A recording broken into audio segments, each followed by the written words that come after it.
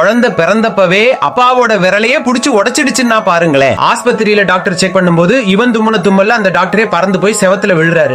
ஒரு காருக்கு அடியில அதை எடுக்க அந்த காரையே ஒத்த கையால லபக்கன்னு தூக்குறான். கண்ணுல எக்ஸ்ரே பவர் வேற, ஆனா அதை தெரியாம ஓவரா யூஸ் பண்ணி ஒரு விளம்பர போர்டையே எரிச்சு சாம்பலாக்கிடுறான். ஒரு பொண்ணு இவனை வீக்கான பையன் கிண்டல் பண்ண இவன் கோவத்துல லேசா தள்ளி விட அந்த பொண்ணு 100 மீட்டர் தள்ளி போய் விழுறா. பிறந்த நாளை கொண்டாட கூட யாருமே இல்ல. தெரியாம வாயால ஊதின ஊதல்ல இவன் வீடே தரைமட்டமாகிடுது. இவன் வளர்ந்த அப்புறம் சூப்பர் பவர்லாம் இன்னும் தாறுமாறா ஏறிடுச்சு.